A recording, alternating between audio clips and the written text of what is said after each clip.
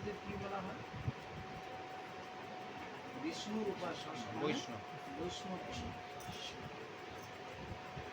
ভগবানকে যারা ভজনা করে বা তার ইয়ে অনুযায়ী, আদর্শ অনুযায়ী তিনি যেমন ভাবে বলেছেন সেইভাবে জীবন যাপন। এমনটা না যে আমি এখন হ্যাঁ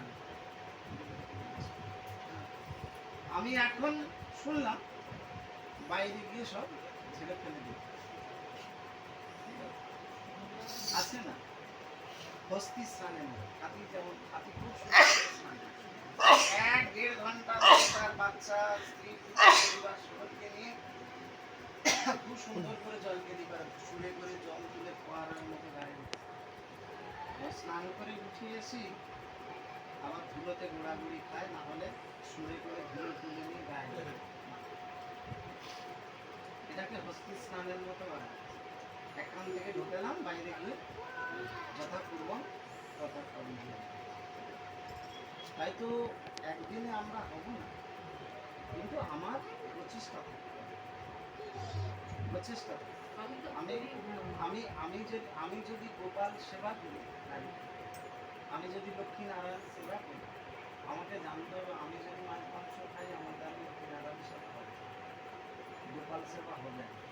তাহলে এটা থেকে বেরোবো কি করে? ওই গোপালের কাছে আমার প্রার্থনা, হ্যাঁ, যে আমি তো এত আসক্ত, সংসারে আমার কথা কেউ মেনে নিচ্ছে না, নেবে না, তাহলে তুমি কৃপা করে কিভাবে আমি এখান থেকে তুমি ঠিক আছে। আর আরেকটা বড় এই হচ্ছে সঙ্গে, যদি অসৎ সঙ্গে আমরা বিহার করি তাহলে আমাদের চরিত্র হবে অসৎ হবে। যদি সৎসঙ্গে করি তাহলে সাধুর সঙ্গীতে মিশবে সে সাধু হবে, চোরের সঙ্গীতে মিশবে চোরে করে, গাঁজা করে সঙ্গীতে মিশবে সে গাঁজা করে হবে, পাতা করে সঙ্গীতে মিশবে সে পাতা করে হবে, মদ করে সঙ্গীতে মিশবে সে মদ করে হবে, বিড়ির সঙ্গীতে মিশবে সে। এটা হচ্ছে কমন নিয়ম।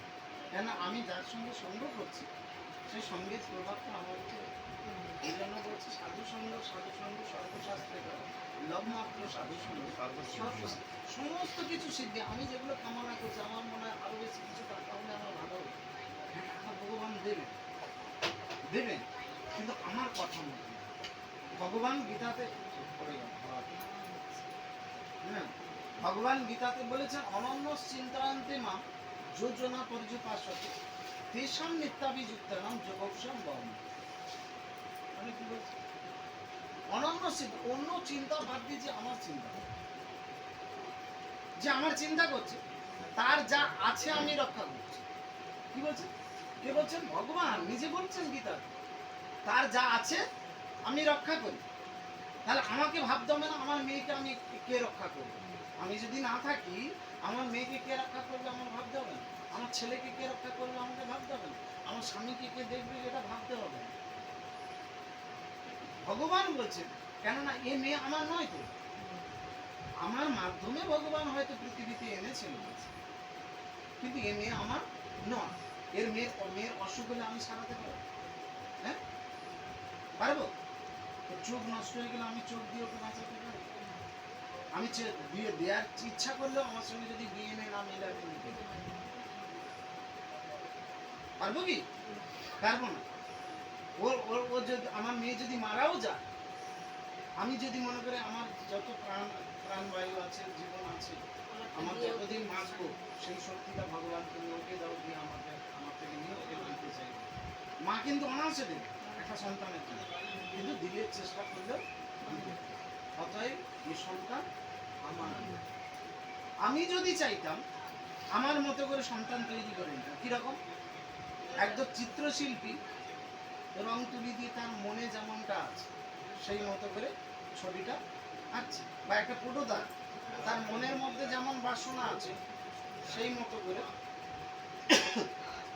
বা তাকে যেমন থিম দেয়া হয়েছে, তাকে যেমন পরিকল্পনা, এটা তুমি তাকে যেমন পরিকল্পনা দেওয়া হয়েছে সেই মতো করে তিনি কি করছেন? ঠাকুরটাকে বানাচ্ছে, হ্যাঁ বানাচ্ছে। তাহলে আমারও তো মনে ইচ্ছা ছিল যে আমার মেয়ে বিশ্ব সুন্দরী হবে, আমার ছেলে হ্যান্ডসাম হবে, আমার ছেলে সুস্বাস্থ্যবান হবে, অনেক বুদ্ধির অধিকারী, প্রত্যেক বাবা মা এটা চায় তো। মানে সর্বাঙ্গ সুন্দর যেন আমার সন্তান, আমরা কামনা করি। কিন্তু সন্তান যখন জন্মাচ্ছে দেখা যাবে তার পায়খানার ছিদ্র নেই, আলাদা করে অপারেশন করে পায়খানার ব্যবস্থা করতে হচ্ছে। হ্যাঁ, দুটো চোখই অন্ধকার, কিংবা একটা চোখ, হয়তো একটা পা আছে একটা পা নেই, আর হাত আছে, হাতে কর্ম করার ক্ষমতা নেই। এগুলো আমাদের বিকলাঙ্গ সন্তান জন্মাচ্ছে। তার মানে আমি কি বাবা মা হয়ে কামনা করেছিলাম? করিনি। কেন জন্মাচ্ছে না? ওই যে সন্তান জন্মাচ্ছে তার এবং তার পিতামাতা কর্ম করে, যেমনটা কর্ম করেছে। দেখা যাবে আমি যখন প্রেমানন্দজি মহারাজ যখন ওই প্লেন ক্রাশ হলো না, অ্যাক্সিডেন্ট হলো, ওনাকে প্রশ্ন করছিল যে গুরুদেব, এত জীবন্ত মানুষ আগুনের ভেতরে পুড়ে পুড়ে মরছে, কারো কিছু করার নেই, কোনো ইচ্ছা থাকলেও উপায় করতে পারছে না, এগুলো কিভাবে সম্ভব? হ্যাঁ, তো বলছে এগুলো এমনি হয় না, আমরা যেমন আচরণ করি। অনেক হয়তো প্রাণী আমি ওরকম করিয়েছি, আমি জেনে করি অজান্তে করি, বা আমার লোভ লালসার জন্য করি, যাই কিছু করি, আমার এগুলো জমা থাকে। মানুষের অ্যাক্সিডেন্ট এমনি হয় না, মানুষের অ্যাক্সিডেন্ট এমনি হয় না। এই অপরাধগুলো করে, এই অপরাধগুলো জমা থাকে বলে হয়। কেউ হয়তো মনে করিস জল যেমন তো ছেলেটা রে কালকে এই করছিল, ওই পর্যন্ত তাকে ভগবান শাস্তি দিয়ে ওইভাবে সে যাবে, কেননা উনি হয়তো কাউকে দেখা যায় কেউ একটা অন্য হয়ে জন্মাচ্ছে, তার মানে অন্য কোনো না কোনো জন্মে, অন্য কোনো না কোনো জন্মে এরকম কিছু একটা করেছিল, তার পাপ তাকে ভগ্ন। অর্থাৎ আমাদের কর্ম নির্ধারণ করবে আমরা কেমন ভাবে জীবনে থাকতে পারবো, যেমন কেমন ভাবে চলতে পারবো, কেমন ভাবে আমাদের সমস্ত কিছু ইয়ে হওয়া উচিত। শাস্ত্রের বাইরে আমরা গিয়ে কিছু করতে, ভগবানের নির্দেশের বাইরে গিয়ে যখন আমি করবো, ভগবানের নির্দেশের বাইরে গিয়ে যখন আমি করব, তখন ওই পাপটা কিন্তু আমাকে প্রতিনিয়ত নিতে হবে, প্রতিনিয়ত আমার মধ্যে জমা হচ্ছে।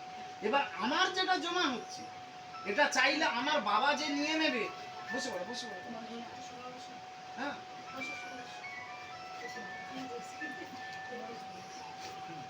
চাইলে যে আমার বাবা বাবা নিতে পারবে। হ্যাঁ, আমরা অনেক সময় বলি না, হে ভগবান, আমার যদি কোনো ভালো কর্ম থাকে সেইগুলো তুমি নিয়ে আমার আমার প্রিয়জনকে তুমি দাও।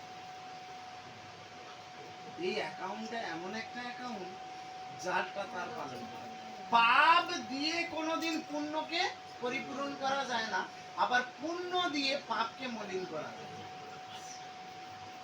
আমি যে ভালো কাজ করছি তার জন্য আমার ভালো ফল পাবো, আবার যখন খারাপ কাজ করছি সে ফলটাও কিন্তু আমাকে নিতে হবে। ওই ভালো কাজ করে খারাপ কাজ প্লাস মাইনাস করে নেবো এমনটা শাস্ত্রের এরকম কোনো পদ্ধতি নেই।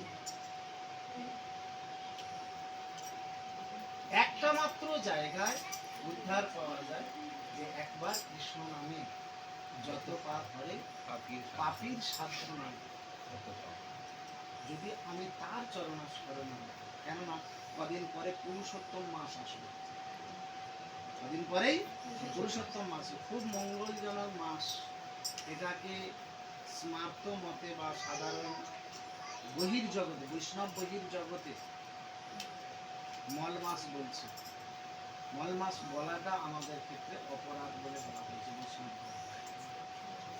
হ্যাঁ, এটা হচ্ছে সব থেকে বেশি পবিত্র মাস। হ্যাঁ, স্মার্ত ব্রাহ্মণ মতে এগুলোকে অপবিত্র মাস হিসাবে ধরে এই মাসে কোনো শুভ কর্ম করতে নিষেধ করা হয়। কিন্তু বৈষ্ণবীয় রীতিতে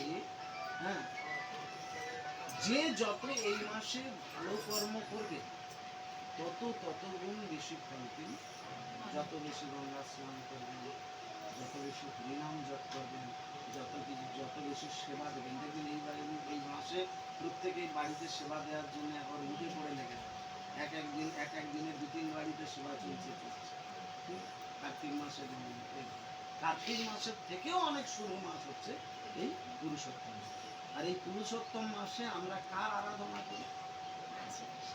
হ্যাঁ, চোরের আরাধনা করি। কার? চোরের আরাধনা করি। হ্যাঁ,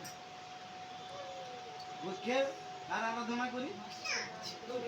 হ্যাঁ, আমরা সব থেকে বড় চোর যিনি, তার আরাধনা। যে দেখবেন পুরুষোত্তম মাসে আমরা একটা অষ্টকম পাঠ করি। যে প্রসিদ্ধ নবনীত চোর গোপাঙ্গ নানাঞ্চ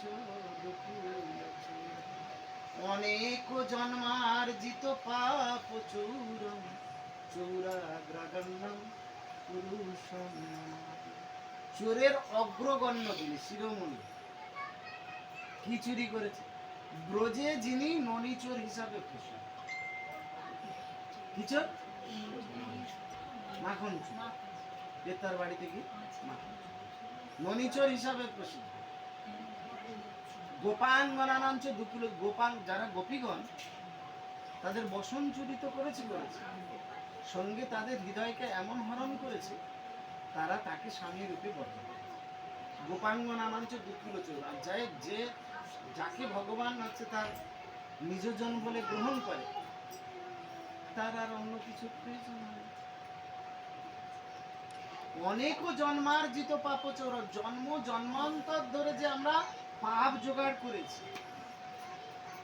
পুরুষোত্তম মাসের মাহাত্ম্যে লেখা আছে মন্দার পর্বত সম যদি কারোর পাপ রাশি থাকে। মন্দার পর্বত কোন পর্বত? যে পর্বত নিয়ে কি হয়েছিল? সমুদ্র মন্থন হয়েছিল। সৌচ্চ পর্বত, সব থেকে বড় পর্বত। ওই মন্দার পর্বতের মতো যদি কারোর পাপ থাকে, এত পাপ, তাহলে কি হবে?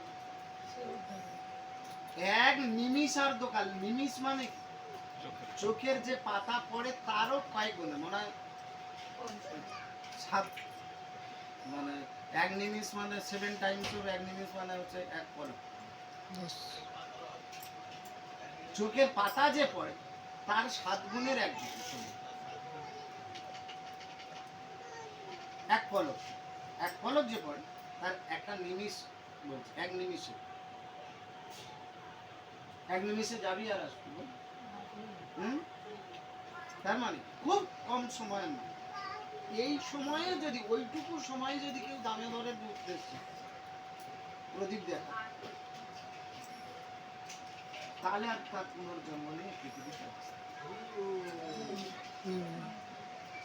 জানি কানি চপা পানি ব্রহ্ম হত্যাদি কানি। যদি ব্রহ্ম হত্যা পাপ করি, সব থেকে বড় পাপ কি? ব্রহ্ম হত্যা পাপ। সেই পাপও যদি করি, কি করলে হবে? যদি তুলসীকে প্রদক্ষিণ করি, পায়ে, প্রত্যেক পায়ে স্টেপ বাই স্টেপ যখন আমরা যাচ্ছি, কারণ প্রত্যেক পায়ে পায়ে আমাদের হচ্ছে কি সমস্ত পাপ ব্রহ্ম হত্যা জড়িত। জানি কানি চ পাপানি ব্রহ্ম হত্যাদি কানি। যদি ব্রহ্ম হত্যা যদি করে পাপ করি, তো প্রত্যেকটা পদে পদে সেটা আমাদের কি হচ্ছে, অন্য কোনো ভাবে, অন্য কোনো ভাবে আমরা এই পাপকে ক্ষয় করতে পারি। শাস্ত্রের যে পাপ ক্ষয়ের যে পদ্ধতিগুলো সেগুলো যদি অবলম্বন করি, তাহলে কি সেগুলোর দ্বারা আমাদের পাপ ক্ষয় হবে। তাহলে কি বলছে? তাহলে আমার জন্ম জন্মান্তর ধরে পাপ যে চুরি করবেন, হরণ যিনি করবেন, তার নাম হচ্ছে হরি। তার নামই, তার ভজনা যিনি, তার সাধনা যিনি করবেন, তিনি সমস্ত পাপ থেকে মুক্ত। হতে পারে তার বস্ত্রটা অপবিত্র, কালকে বলছিল যে আমি খাওয়া কাপড়ে কি আরতি করতে পারি? আমাদের ঘরে যখন আছি, আমার বস্ত্র পরিবর্তন করতে পারি, তখন আমি করতে পারি। কিন্তু আমি যখন আচমন করছি অপবিত্র, পবিত্র বা সর্বাবস্থানগত অপিবা, যৎ স্মরে কুণ্ডরিকাক্ষ। আমি যখনই স্মরণ করছি কাকে? কুণ্ডরিকাক্ষ যার। কুণ্ডরিক মানে কি? পদ্মফুল। পদ্মফুলের পাপড়ির মতো যার হচ্ছে চোখ, পদ্মলোচন, কে? কৃষ্ণ ভগবান। তাকে যখনই আমি স্মরণ করছি সব বাহ্য অভ্যন্তর সূচি, আমার ভেতর আর অন্তর বাইরে সব জায়গায় সূচি হয়ে যাচ্ছে। তাহলে আমার খাওয়া কাপড় আর পোড়া কাপড় থেকে আমার কোনো, তাহলে আমি কাকে স্মরণ করছি? সব থেকে শুদ্ধ যিনি, তার উপরে শুদ্ধ হওয়ার নেই, তাকে যখন স্মরণ করছি আমার অশুদ্ধ হওয়ার কোনো জায়গা নেই।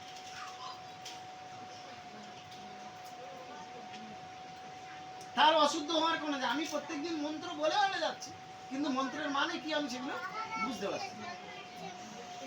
এই ওদিকে যাচ্ছে, কোনো নাটক চলবে না।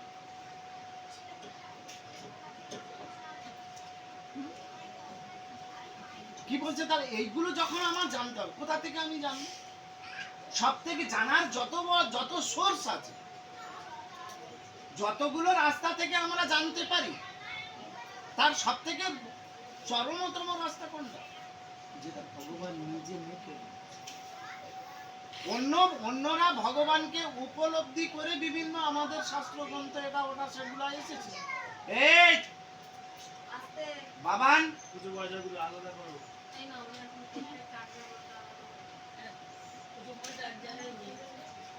কি বলছে? যখন আমরা যত শাস্ত্র পড়ি, যত আলোচনার মধ্যে যাই, যত যেভাবে যাই না কেন, কিন্তু সব থেকে গ্রহণযোগ্য কোনটা? যেটা ভগবান নিজে মুখে বলেছে।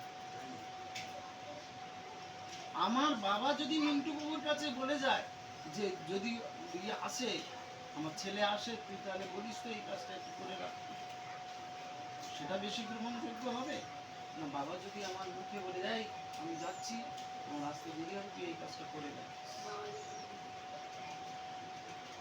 তাই বলছে জীব জাগো জীব জাগো, গোরা চাঁদ বলে কত নিদ্রা চাও মায়া পিশাচি বলে। কেন জীব কি জেগে নেই?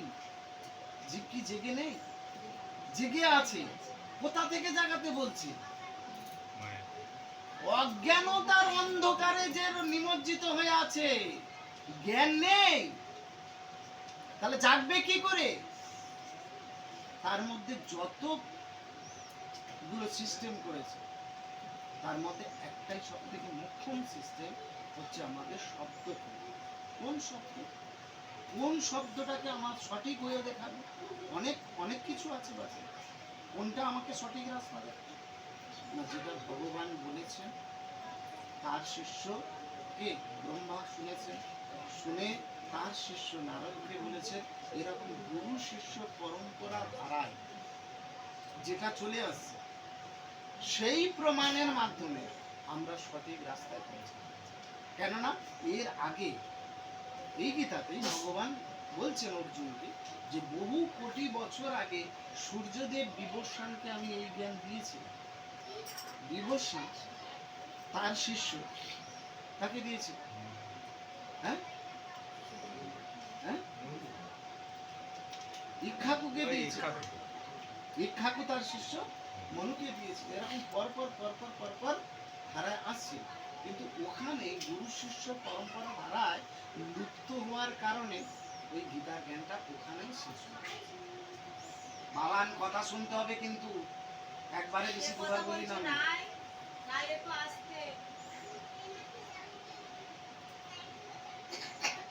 তাহলে কোনটা কোন কোন কোন শব্দ প্রমাণের কথা বলছি? যেটা ভগবান নিজে মুখে বলেছেন, সেই গুরু শিষ্য পরম্পরায় সেটা চলে আসছে। যখনই গুরু পরম্পরা শিষ্য ছেদ হয়ে যাচ্ছে, তখন কিন্তু ওই জ্ঞানটা লুপ্ত হয়ে যায়। ওই লুপ্ত হওয়ার কারণে ভগবান এই জ্ঞান আবার অর্জুনকে এই কুরুক্ষেত্রের মতো যুদ্ধের পরিস্থিতি তৈরি করে সেখানে দাঁড়িয়ে অর্জুনকে এই জ্ঞান পরিবেশ তৈরি করে অর্জুনকে এই জ্ঞান দিয়েছে। কেননা ভগবানের মুখ নিঃসৃত বাণী ছাড়া যথেষ্ট গ্রহণযোগ্যতা অন্য কোনো ভগবান এই বলে গেছে, ওই বলে গেছে, সেই বলে গেছে, কেউ কেউ তার উপলব্ধি দিয়ে সেগুলো প্লে করেছেন, সেই গ্রহণযোগ্যতা আর ভগবান নিজে মুখে যেটা বলছেন তার গ্রহণযোগ্যতা দুটো। তাহলে আমরা যে অজ্ঞানতার অন্ধকারে নিমজ্জিত আছি, ডুবে আছি, এখান থেকে জীবকে জাগানোর জন্য মহাপ্রভু বলছেন এই অন্ধকারে যেখানে আমরা ডুবে আছি, যেগুলো আমাদের চোখ বন্ধ হয়ে আছে অজ্ঞানতার কারণে, এখান থেকে জাগানোর কথা মহাপ্রভু বলছেন। তাই জীব জাগো, জীব জাগো, গোরা চাঁদ বলে কত নিদ্রা যাও মায়া পিশাচি। মায়ারূপ পিশাচির কাছে আমরা কি আছি? পিশাচি ধরলে কি হয়? যতক্ষণ না ঘাড় মটকে রক্ত খাবে ততক্ষণ ছাড়বে। মায়া আমাদের ওই জন্য গুরু মহারাজ বলে তুমি তোমার ঊর্ধ্বতন কর্তৃপক্ষের কথা শুনে চলবে, তুমি প্রভুপাদের কথা শুনে চলবে, গুরু মহারাজের কথা শুনে চলবে, বা শিক্ষা যারা দিচ্ছে তার কথা শুনে চলবে। যদি না চলো, একদিন তোমার মায়ার লাথি খেয়ে শিখতে হবে। তুমি এমনি শিখবে না, নেবে না, কিন্তু তোমার দীর্ঘদিন অতিক্রান্ত হয়ে যাবে, একটা সময় এসে মায়ার লাথি খেয়ে তখন শিখবে, তার আগে শিখবে না। গুরু মহারাজ বারে বারে যদি তুমি কারো আনুগত্যে না থাকতে পারো, তাহলে তোমার মায়ার লাথি খেয়ে এই করছে। কেন এই জগৎটা কার জগৎ? মায়ার জগৎ। ও তোমার সবসময় লাথি মারতে হয়, বিপদে ফেলতে হয়। তুমি মনে করছো এটা আমার ক্ষেত্রে খুব ভালো, আমি ভাবছি এটা আমার ক্ষেত্রে খুব, আমি যেটা করছি, চোর যখন চুরি করে মনে করেন আমি যেটা করছি সেটা ঠিক, এর বাইরে আর কিছু।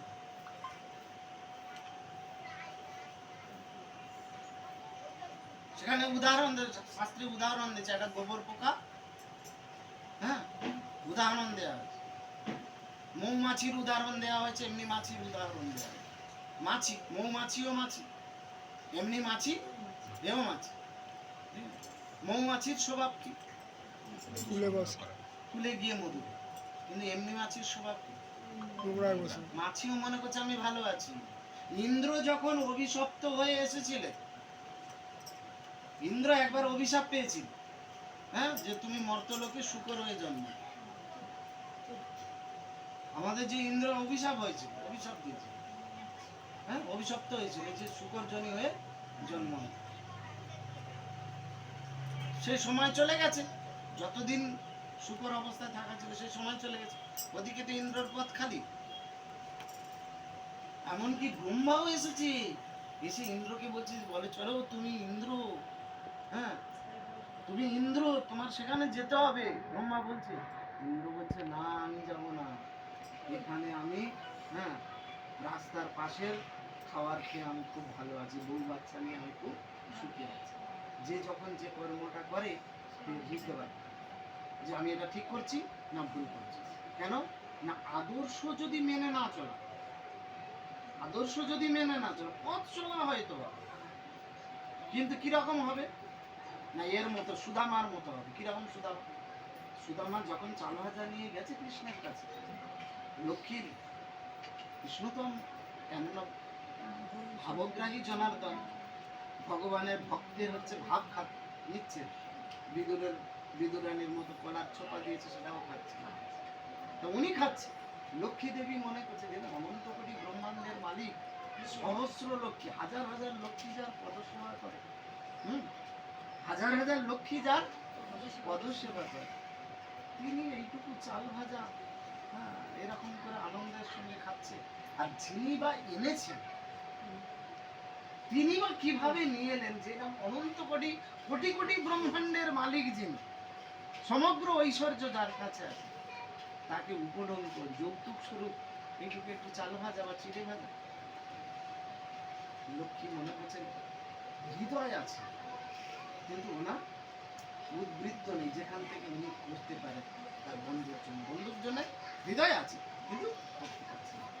তাহলে কি হচ্ছে, সেখানে লক্ষ্মী বলছে, লক্ষ্মী বলছেন না, লক্ষ্মী হচ্ছে সম্পদের অধিষ্ঠাত্রী দেবী, নারায়ণকে বলছে, কৃষ্ণকে বলছে যে তুমি তো চাইলে তোমার বন্ধুকে কিছু দিতে পারো, তুমি কিছু দিতে পারো, তুমি দাও। নারায়ণ বলছে ওর যদি ভাগ্যে না থাকে আমি বা দিই কি করি? বলছে ভাগ্যের বিধাতা তো তুমি, ভাগ্য তো তুমি তৈরি করে দাও, আর তোমার যে এত করুণাময়, তুমি তোমার এত চোখে দেখে যে বাল্য বন্ধু, তুমি কি এইটুকু করতে পারো? বলছে তুমি দেখবে বন্ধুর কাছ থেকে ফিরে সুদামা যে বাড়ি থেকে যে রাস্তা দিয়ে বাড়ি যাচ্ছে, হ্যাঁ, সেই বাড়ির সামনে একটা কুকুর নিয়ে অনেক সম্ভব মনে মনে করছি যাচ্ছে, আর মনে মনে হচ্ছে আচ্ছা মানুষ অন্ধ হলে কি করে রাস্তায় যায়, অন্ধ হলে কিভাবে রাস্তায় যায়? কিভাবে রাস্তায় যায়? কিন্তু চোখটা বন্ধ যাচ্ছে, হুগলি পার হয়ে গেল। ভাগ্য যদি না থাকে, নেয়ার মতো যোগ্যতা হয় না, নেয়ার মতো যোগ্যতা প্রেমানন্দজি মহারাজের কাছে, হ্যাঁ, গৌরী গোপালের অনিরুদ্ধাচার্য মহারাজ, উনি একবার এসেছেন, এসে জিজ্ঞেস করছেন গুরুদেব আমরা তো হ্যাঁ কৃষ্ণ কথা প্রচার করি, রাধা রানীর মহিমা প্রচার করি, তা আমাদের কিভাবে চলা উচিত? তিনি পরিষ্কার করে বলছেন প্রচার করাটা খুব উত্তম, প্রচার করো, কিন্তু যেখানে প্রচার করতে যাচ্ছ তুমি একবার ভেবে নিও, দেখো তুমি যেটা দিক দিতে চাইছো সেটা নেওয়ার লোক আছে।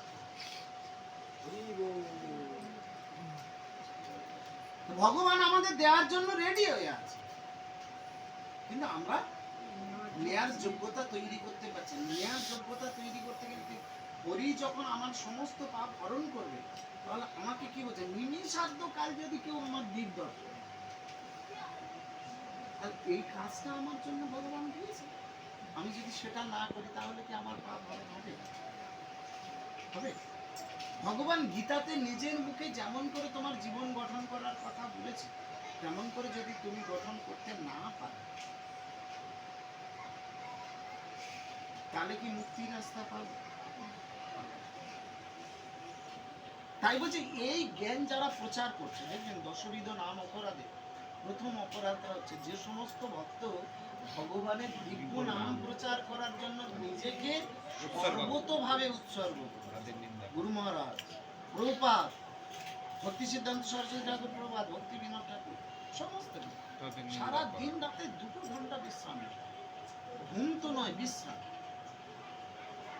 রাত 12টার সময় থেকে উঠে লিখতে এত লিখে গেছে, আমাদের 12 জন্ম যদি পড়ি তো শেষ হবে। প্রভুপাদ ওইটুকু সময় যা দিয়ে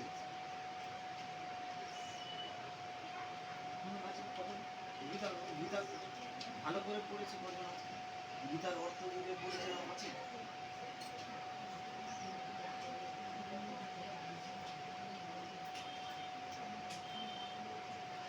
পড়লে হবে না, গীতা পড়ুন, ভাগবত পড়ুন, তাতে যদি চৈতন্য দর্শন না হয়, চৈতন্য দর্শন মানে কি, মহাপ্রভু যেভাবে আমাদের জীবনচরিত পালন করতে বলেছে সেটা যদি না, গীতা ভাগবতের কোনো মূল্য নেই। কেন? গীতা ভাগবতের আসল যে নির্যাস রসটা কিভাবে আস্বাদন করতে হয়, তাই ভগবান নিজে মহাপ্রভু হয়ে এসেছিল ভক্ত রূপে। বেদেরও প্রতিজ্ঞা করিবার তরে নন্দসুত হরি, আছে না কীর্তন?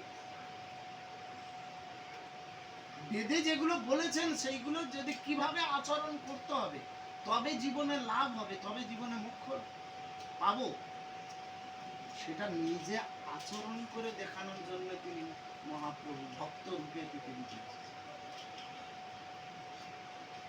এসে কি বলেছে, আপনি আচরি ধর্ম জীবের, তুমি আচরণ করবে তবে তুমি অন্যকে শিক্ষা দিতে হবে। তুমি যদি নিজের জীবনে অ্যাপ্লাই না করো, আচরণ না করো, তুমি অন্যকে শিক্ষা দিবে। এই আচার করে যিনি প্রচার করেন তাকে আচার্য বলা হচ্ছে। আচার্য মানে হচ্ছে গুরু। মহাপ্রভু কি বললেন, আমার আজ্ঞায় গুরু হইয়া তারও এই দেশ। তুমি গুরু হও, গুরু হতে গেলে তাহলে আমার কি উপলব্ধি করতে হবে, আগে নিজে আচরণ, আগে নিজে আচরণ তারপরে প্রচার। প্রভুপাদের কাছে একজন এসেছিলেন মাতাজি, তার ছেলে এত মিষ্টি খাওয়া, খুব মিষ্টি খাওয়া, সবাই মানা করে, কারোর কথা সে ছিল শুনে। তো প্রভুপাতকে খুব মানি। মা একবার মনে করলো যে প্রভুপাতের কাছে গিয়ে যদি বলি, প্রভুপাত যদি একবার বলে দেন খেতে না, তাহলে ওনার শুধরে যেতে পারে। বুঝেছি প্রভুপাত, আমার ছেলেটা বড্ড মিষ্টি খায়, আপনি যদি একটু ওকে বলে দেন, আপনার কথা শুনে আপনাকে খুব মানে। হ্যাঁ, কি হবে? বলছে 1 সপ্তাহ পরে এসো। 1 সপ্তাহ পরে যেতে যে, বাবু তুমি আমাকে মানো খুব, আমাকে আমি শ্রদ্ধা করো। বলছি হ্যাঁ প্রভুপাত, আপনাকে আমি শ্রদ্ধা করি, আপনি আমার মনের মানুষ। হ্যাঁ, তাহলে আমি একটা কথা বলবো, রাখবে যে কি, যে আজকের থেকে তুমি মিষ্টি খেও না, যদি খুব ইচ্ছা হয় অল্প একটুখানি। বলছে আপনি প্রভু, আপনি যখন বলছেন আমি আর মিষ্টি ছড়বো না। তো মা বলেছিল প্রভু একটা কথা জিজ্ঞেস করো, 1 সপ্তাহ আগে যখন এসেছিলাম তখন তো এই কথাটা ওকে বলতে পারতাম, 1 সপ্তাহ পরে আমার কাছে প্রভুপাত বলছে আমারও মিষ্টির প্রতি লোভ ছিল, মিষ্টি আমিও খেতে ভালোবাসতাম। তাহলে আমি যেহেতু খাই, ওকে তো না বলতে পারি, আমি খাই, ওকে তো না বলতে পারি, তাই আমি নিজে সেটার থেকে 1 সপ্তাহ অভ্যাস করলাম, সেখান থেকে সরা আমি অভ্যাস করে তারপর ওকে আপনি আচরণ ধর্মে জিজ্ঞাসা আগে নিজে আচরণ, ইনি আচার্য।